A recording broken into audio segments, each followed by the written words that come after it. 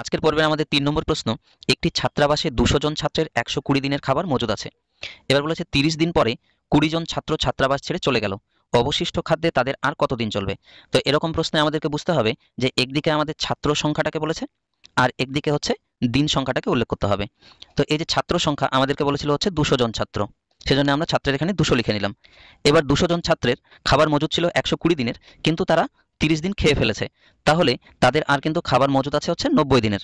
এবার আমরা করব কি, এই যে ৩০ দিন পর ২০ জন ছাত্র চলে গেছে, তাহলে এই যে ২০০ জন ছাত্র, ২০০ জন ছাত্রের মধ্যে থেকে ২০ জন ছাত্র চলে গেলে আর কিন্তু থাকছে হচ্ছে ১৮০ জন ছাত্র। এবার আমাদেরকে বার করতে হবে ওই ১৮০ জন ছাত্রের তাহলে ওই খাবারটা আর কতদিন চলবে। তো আমরা বুঝতে পারছি যে ছাত্রের সংখ্যা যদি কমে যায় তাহলে কিন্তু এই খাবারটা তারা বেশি দিন ধরে খেতে পারবে। তো সেজন্য এই ছাত্র সংখ্যা এবং দিন সংখ্যার মধ্যে আমরা বলবো হচ্ছে ব্যস্ত সম্পর্ক। আর আমরা প্রথম অঙ্কে বলেছিলাম ব্যস্ত সম্পর্ক হলে এই যে উপরে আমরা সংখ্যাটাকে দেখতে পাচ্ছি, এই সংখ্যাটাকে আমাদেরকে গুণ করে লিখতে হবে। তাহলে আমি এক জায়গায় লিখলাম যে ২০০ ইন্টু হচ্ছে ৯০, আর নিচে এই যে সংখ্যাটা দেওয়া থাকছে এই সংখ্যাটাকে দিয়ে আমাদেরকে ভাগ করে দিতে হবে। তাহলে আমরা শূন্যের সঙ্গে শূন্যটাকে কেটে দিলাম, ৯ একে ৯, ৯ দুগুণি ১৮।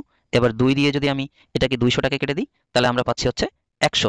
তাহলে আমাদের সঠিক উত্তর হয়ে যাবে হচ্ছে অপশন সি, অর্থাৎ ১০০ দিন চলবে।